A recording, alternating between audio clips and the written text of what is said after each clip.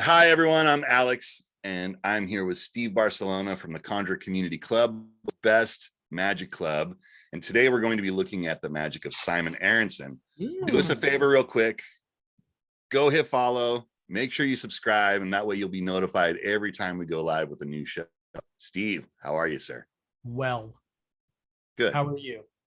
I'm awesome. I'm excited to get into this Simon Aronson magic. It's one we've sort of had on the back burner for a while, and now we're opening this thing up, and there's a lot of magic here. And he's really one of those guys that has like these methods that just like blow your mind because they're so clever, and they're routines. There's a lot of stuff to them, but clever stuff. It's really fun. It's so funny because like I've often thought, well, who the heck are we going to do next? Like we've been doing these for so long, it's like, who are we going to do next? And then you're like Simon Aronson. I'm like, oh yeah, we haven't even touched that. There's probably millions more out there, like many more. Yeah, there's plenty of magicians out there. So we'll do these until we can't do them, basically, Yeah. And I mean, Simon Aronson is a guy that's going to go down in magic history without question. There's no doubt. Question. He will be mentioned for millennia. Well, he'll be mentioned for as long as magic is around. As long as card magic exists. Yes. Part of the station. Agreed. Yeah, for sure. Well, let's check out this first clip. Let's just watch this and get into this thing, and then we can just start talking about what Simon's got going on here. Let's take a look. I'm game.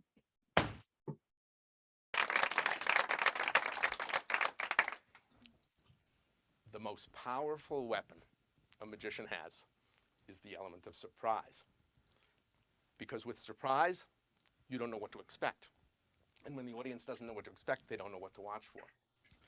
So as a challenge to myself, I'm going to try to perform this trick without surprise. I will eliminate surprise by telling you beforehand exactly what I'm going to do, and I'll tell you the moment right before I do it, okay? And candidly, without surprise, I'm not sure this is going to work, but we'll test it.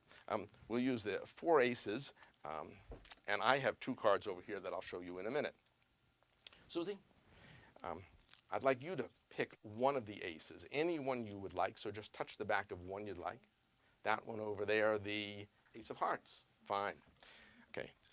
We're going to do it with your Ace of Hearts, and my 2 cards happen to be the 2 black jacks, which are going to help me with the trick. One is going to go near the bottom of the deck, and one is going to go to near the top of the deck. But the important part is that there are probably about 20 cards separating them. And Susie, you chose the Ace of Hearts. You could have chosen any one of the 4 aces. But since you chose the heart is going to help us with the 2 jacks. We're going to put the heart just about halfway between those 2 jacks. And the important point to remember is that these cards are separated because I told you I'm going to tell you exactly what I'm going to do beforehand. I'm going to cause all 3 of those cards, the 2 jacks and your Ace of Hearts, to come together in one spot. And I'll tell you when. I'm going to do it as soon as I push them flush into the deck. Are you ready? You know what to watch for. You know when. 1, 2, 3, now. Did you see that happen? Neither did I. No, well, I told you this might not work without the element of surprise.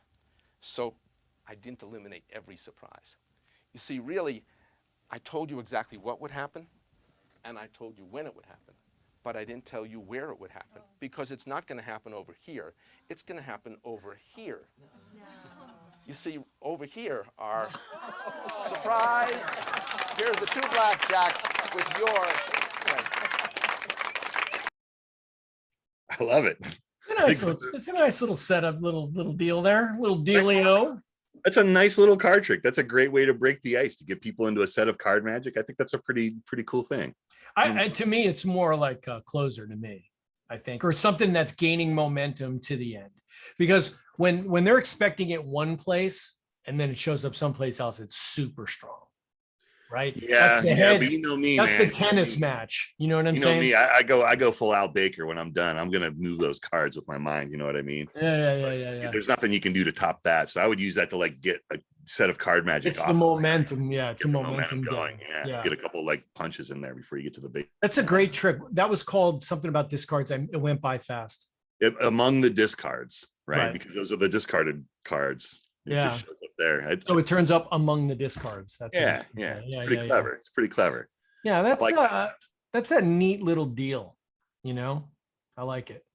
yeah, it's unexpected. It's remember that trick kickback? It was like that thing where it's like you're going to go to another, and it's like it's like a little mini tennis match is sort of going on. And I like those kind of things because it makes, if you're just complacent, just sort of watching the magic, it's like a real like shake, like, Mhm, hey, mhm. magic's happening now. And I like those moments. That's a good one. That's a good one.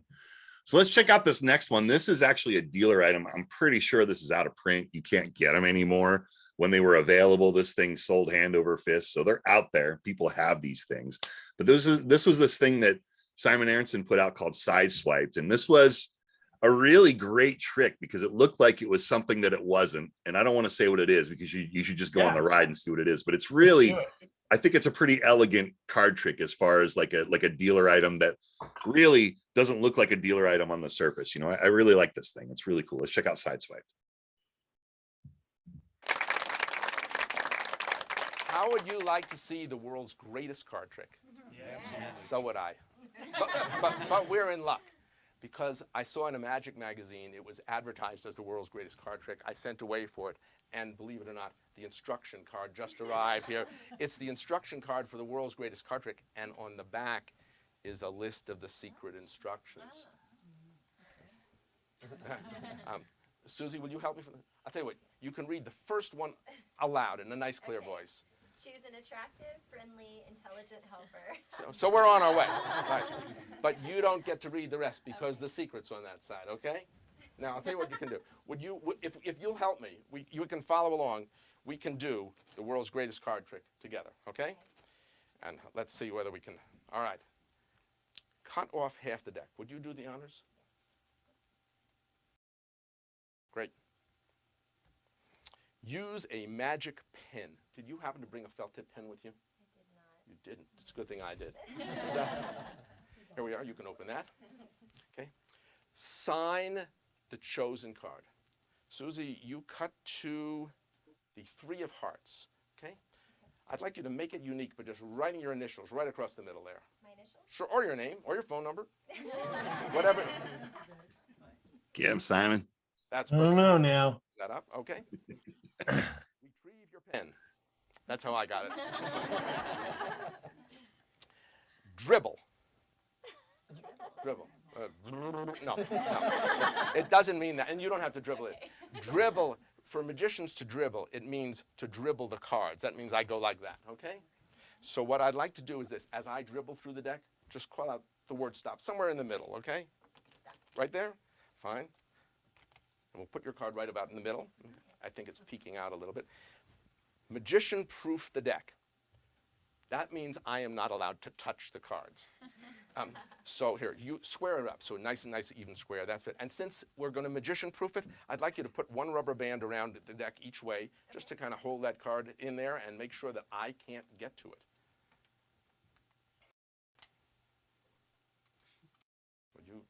Have you been tied up before?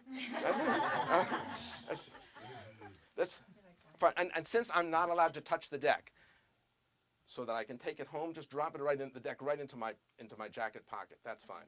Okay. Magically produce the card. That's it. Magically produce the card. If I could magically produce Susie's card now under these conditions, that might be the world's greatest card trick.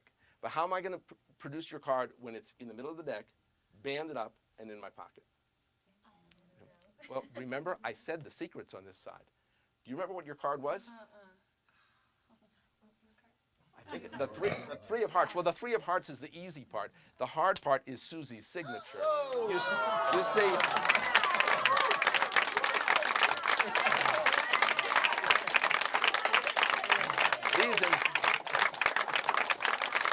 these instructions have actually become Susie's card. Here's a memento, a souvenir of the time that you witnessed the world's greatest card trick. I mean, I've never seen that before. That is gold. It's gold. It's like the reverse of the Cardinal wallet, right? It just it's just, it's better than that. It's better than that. You know what was fun? I was watching, there's the girl on the left, we've seen her in many of these videos, right? Mhm. And once the deck goes away and Simon's talking, when she's in the shot, you're looking at her, it's like she's connected the dots. Not that she knows that what's going to happen, but she's like, how is he gonna, there's no way he, like she's trying to like connect the dots, but he's like, in the passing of the one card, it was over. Right. And so it's just like, and it's funny to see somebody just get crushed like that. That's what I was going to say. You know what It's I mean? it's one of the great things about being a magician is It is really. I haven't, frankly, I haven't seen that kind of thing in a while. You know what I mean? And it's like I recognize it. I was like, oh, right now, synapses are firing and nothing's connected. Right. She's about to have the rug pulled out from under. I know it's going to be bad. What a beautiful trick, right? It's everything about it is just it's the kind of thing I love to do, because it gives you, it's just by its nature, it's about the audience, right? It's not a lot of table stuff. It seems very straightforward, and it is.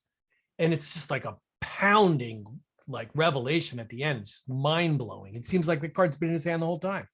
And it's got that element of the magician sort of like pulling the curtain back and letting you get a peek into the world of being a magician without it getting cheesy and without exposure, because that's the problem when magicians have that sort of presentation. There's generally some line that's dropped where you're actually giving something, actually exposing something to magicians. But this one, it seems like, look, I want to show you how magic really works, but they're still in effect and they don't know anything about anything when it's over. And I think that's pretty elegant. It's all a ruse. It's all a ruse. Yeah, exactly. It's the ruse. But it's really brilliant. It's really a simple thing. And like, we've said this many times, the force in a revelation is worth $1 million. That's right. And what a great revelation. Because like you said, it looks like it never leaves their sight. It's in their hand the entire time. Beautiful. Just beautiful. I mean, it's just clean, beautiful. I would, if I had a stack of those cards, I'd be doing that all the time. You do? We'll talk later. I have a little stockpile. Oh, dang. I saw someone say something about that it is still available. There are still some out there, because it's, you have to have those cards printed, right? Because it's a real bicycle playing card when it's all said and done. So, you need a stack of those things and a couple of other things that are in there, right? Because there's a certain point where you show the instructions and so forth and so on without really just exposing the thing. There you go. Lou just recently bought one. Good for you, Lou. All right, Lou. Like in the last 15 minutes? And now let's say this, Lou. Now let's never talk about this again. Just put that one in your pocket and just never say it. We don't want a lot of people to know about this. It's going in both of our repertoires. All right, well, let's move on. This is a popular plot in Magic that I've seen many great handlings of, but this one is, when you see one like this, it's you realize how clean Magic can be. Simon has taken the idea of the lie detector. You've seen that many times in a card effect. And this one is just super, super clean. And it's just everything about it is just, well, it's like the sideswipe. It's just really elegant and there's no rough edges on it. You know what I mean? So let's take a look at this. This is the self-control lie speller. Thank you. What would be the most impossible card trick we could imagine?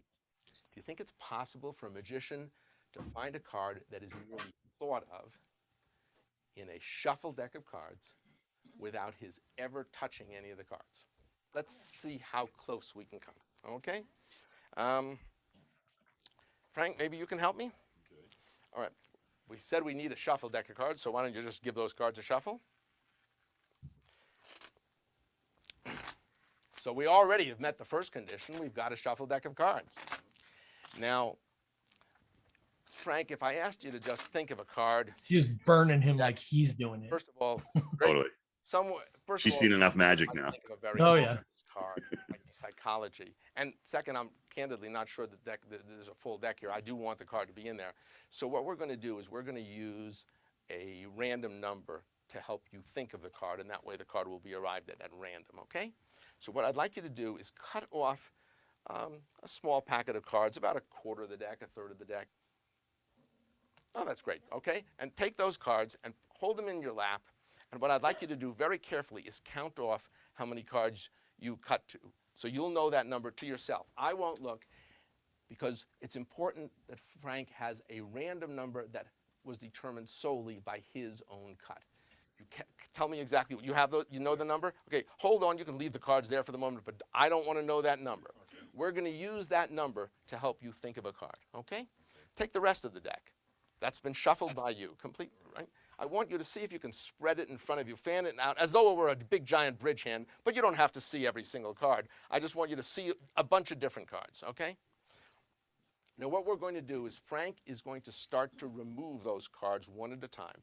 For example, why don't you can see the cards. I don't want to see them. I don't want to do, but look, take any one you want and put it on face down on the table and count to yourself 1, okay?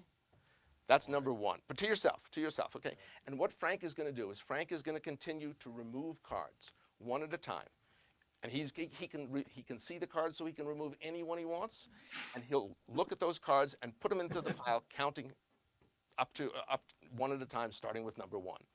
When you get to your secret number, that's the one card I want you to think of. That's the one card you have to remember. You don't have to remember any of the other cards, but you have to remember the one card that comes out of your secret number. But when you get there, don't stop, because then I might get some clue. You know, go 3 or 4 cards beyond that and then stop, okay? So here's number 1. You can go on with number 2.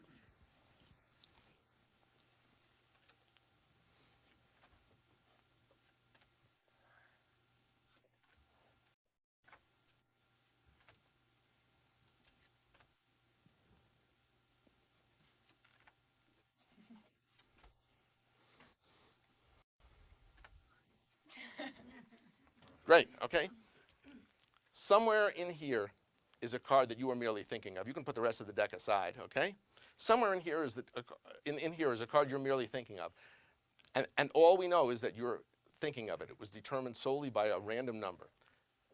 To make it harder, put those on top of the rest of the deck, so now all I know is that it's somewhere in that entire deck, right? But if I ever got my hands on that random number, I might secretly count them, and then I could work backwards and figure out, so why don't you put those on top of the deck too? All we know is that somewhere in that deck of cards is a card that Frank is merely thinking of. And now it's my job to find it without touching the deck. There is only one way to do that, and that is I will ask Frank what his card is, and he will tell me. I understand. There is a disappointment factor in that. Right.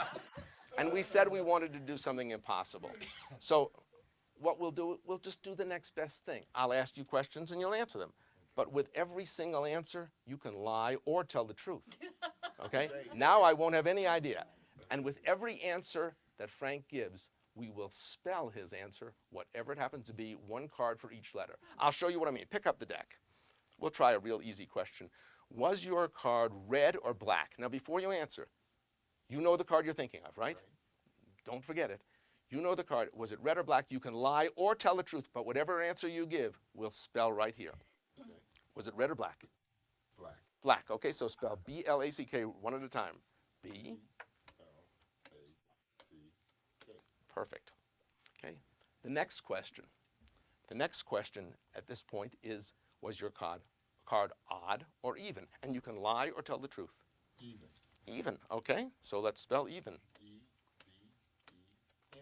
Great. Last question. And I'll commit myself right now. This is the last question. This is where we're going to stop. Okay? Was your card a court card or a number card? You can lie or tell the truth. Court card. A court card, okay? C-O-U-R-T. Absolutely perfect. We said we would stop right there, correct? Right. That's where I committed myself to stop. And remember, we have a card that is merely thought of in a shuffle deck, and I have never touched the cards. But this is the card that Frank chose to stop at. For the first time, tell everybody what card you were merely thinking of, and this time you do have to tell the truth. 7 of hearts. Turn it over.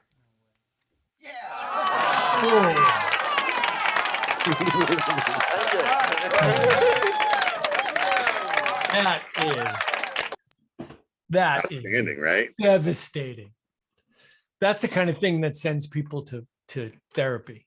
Right. There's no rough edges. There's nothing to backtrack to. He doesn't touch the cards. It's great. That's Great. like, that's going to be the cause of a sleepless night. Someone's really, I mean, it's so good, so strong. That's the kind of magic that Simon has, right? All of it's just like devastation like that. Like, wait. And by the time you start to have that question of wait, it's too late. The rug's already gone. It's been pulled out from you under you a long time ago. There's nothing to. He's been barreling down the road a while. Yes. There's no way to go back now. Totally. It's just so, it's just such a powerful thing. It seems, I mean, as each question happens, as he tells you what's going to happen, you're just like, that cannot be. Right. You're just like, that cannot be.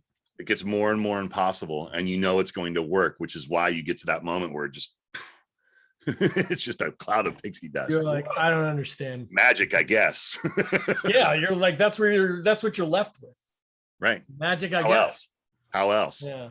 Because that doesn't make sense. I don't know how he got there. It's so good, man. It's so good. It really is so good. Yeah. And Simon has some things that I think are a little bit more involved, and for my taste, they're a little bit too long-winded. I mean, I feel like that was a little bit that way.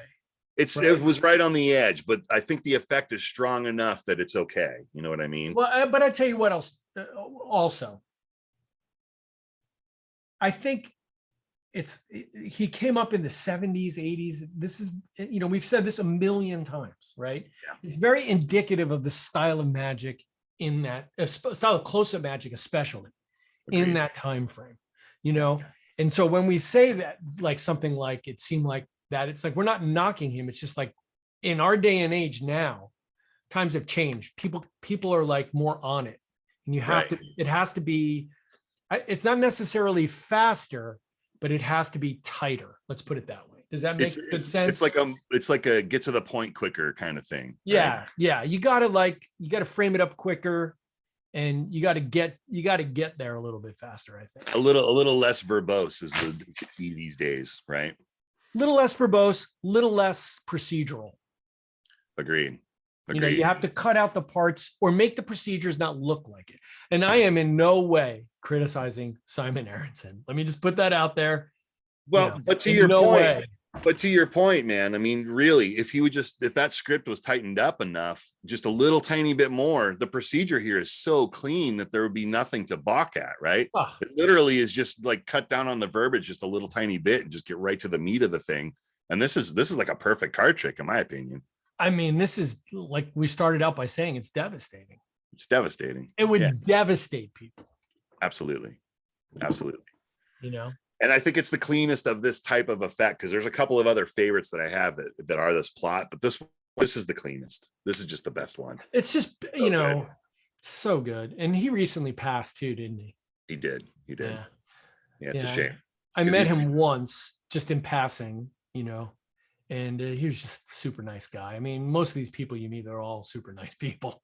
Him and his wife were both really, really kind folks to me. And I've studied a lot of Simon's work, and it was an important day when I got to meet Simon Aronson and have him sign my books. And it was when I was really like at the beginning of my journey in magic. And Simon was as cool as a human could be to a young kid who loved his material. It was really, it was wonderful. It was wonderful. Yeah, he's a guy I've never heard anyone say a bad thing about, although I'm sure somebody,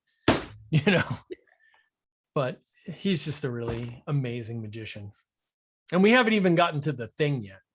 We haven't. Well, we're going to start to touch on the thing here. This one is the one. This is like the beginning of it. And really, I remember experiencing something that's very similar to this. There's a trick that's called Fate. For those that are Simon Aronson heads that know about Simon's material, you'll recognize this next trick as being very much like Fate, if you know what Fate is. But Fate, I was in a room full of magicians. It was like the night before the convention started, and Simon did Fate, and I was the spectator. It was my birthday for the whole procedure to occur that we'll see a version of next. But he did the whole thing, and it was the same thing. I was like that girl. It's slowly like occurring to me what's going to happen with this thing that's in my hand until I go, wait a second. No. Yeah. Before you jump in, we got two questions. Let's clear them up just real quick. Yeah, absolutely. John Gasman is asking, title of trick, please. Drop it in chat. Which the last trick was called what, Alex? Let's start there, maybe. The last one was the self-control lie speller. If you're looking for an attribution in one of Simon's books, yeah, that's the title. Self-control lie speller. And then sideswiped was the one before that, where it was the Right. world's greatest card trick, where the instruction card becomes the signed card. That was sideswiped. Right. And then Newell has mentioned, just to throw it out there, about the act Simon and Ginny do. Oh, we'll get there. Which we're gonna get there. Yeah, it's like another chapter completely. Another In the chapter. sense- It'll be after we're done with the card stuff. We'll get to that because it's sort of a different echelon of what I mean, Simon is, right? just FYI, when we got on the call before we opened it up for everyone to join, that's the act we talked about. Yeah, we were. Yeah. We're gonna get to it. All right, man, we're ready to go to the next one, man. Yeah, let's go to the next one. So this is very Fate-like, if for those that know Fate, but those that don't, this is a great birthday card trick. You're gonna love this. This is really cool. Thank you. You know, like many magicians, I got my start performing at kids' birthday parties. I always would bring a birthday card for the birthday boy or girl, and I made it a special point to do a birthday trick for the birthday child. Can I? Yes. Will you play the part of the birthday girl? Sure will. Okay. But you can have that card, but you don't get to look at it until your birthday, okay? When's your birthday? March 18th. It's not today. No. This is going to be a long trick. But just hold on to it, okay? Okay. Now, ordinarily, I would do the special happy birthday card trick. It's done with one special card somewhere here in the deck. You can't really tell from the faces, but you can, let me see, you can, where is it? Oh, I think you can tell from the back because it's a little different. You see, it has a special happy birthday message for the birthday child. But again, we don't get to look at this until your birthday, okay? Now, it's really a shame because I think you would have liked this trick. Since there's so many people, why don't we just make believe that Kenna's birthday has arrived, okay? And this is your birthday party. You got a great turnout here, really. And so we can proceed with the special happy birthday card trick. Kenna, you get to open your greeting card. Okay, and why don't we show everybody what's on the front? It says your birthday card depends on fate. And if you open that card, it says consult the chart at your birth date. And if you can see over here, there is a chart, but actually it's a calendar, a full year at a glance. All of the months from January to December go across the top. All the days from 1 to 31 down the side, and next to every single date in the entire year is printed a different playing card, because every single birth date has its own special lucky playing card. Now, you said your birthday was what? March 18th. March 18th. I'd like you to look up the playing card for March to 18, but don't tell me what it is when you get there, but just look up what it is on that chart. Okay. Have you got that? Sure do. Okay, and now take the deck, and I'd like you to run through the deck, just look through the faces, and remove your lucky birthday playing card, and then show it around to everybody here, but don't let me see it. Okay, while we're waiting, I think Kenna was expecting presents from everybody here. She prefers cash, and if you'd like to pass it forward, I could collect it for her, and then I will give it to her after the show. Just remove your, okay? How are we doing? Not there yet? No. Uh-oh. This is so good. That doesn't sound like such a lucky card to me. That's not in. It's not in there. No. Kenna, do you suppose this make-believe really works? I mean, before we began, we removed from the deck one card that was meant for the birthday child, right? Now, we've never met before today, right? No. And you've never invited me to your real birthday party. And I'm not your long-lost twin brother who shares the same birthday? Okay. You know, what, you said your birthday was when? March 18th. March 18. I don't know whether you all know that, but March 18 has a special significance. Socrates, Moses, Pinocchio, and Jack the Ripper all share that birthday. But when you looked up on this chart, among all of those random cards, what was the card, your lucky birthday card for your birthday, March 18th? Was the Queen of Diamonds. The Queen of Diamonds. Yes. Well, then maybe it would really be a happy birthday if, in fact, we did have the Queen of Diamonds. That is beautiful. Great, right? It's just it's So good as it gets, man. I mean, yeah, I don't know why everybody's not doing that one. Well, there's a big Oh. ticket price. There's a big ticket price to get in the door on that one. You mean on effort, right? On effort, yeah. And in fact, that's probably something that's best if we save for the after show, because Yeah. that's getting into what Simon's really famous for. Yeah. right? But I mean, it's just so. But I mean, if let's just dance around it. If you have put in the effort, Yeah. right? Why are you not doing that? There's Why no would you reason I'm not? not. That is a home run of a trick. It's a home run of a trick. It's definitely one that I've played with many variants of, because once you do the work and you have what you need to be able to do that trick, you're right. Why aren't you doing that trick? And then it comes down to the revelation, because it ends up being like, well, I guess we can say it's a system, right? Without exposing anything, we can just say there's a system involved. It's just beautiful magic and strong magic. Here's, you know what I call that? I think there are card tricks, right? And there's card magic. And I think that right there was card magic. Yeah.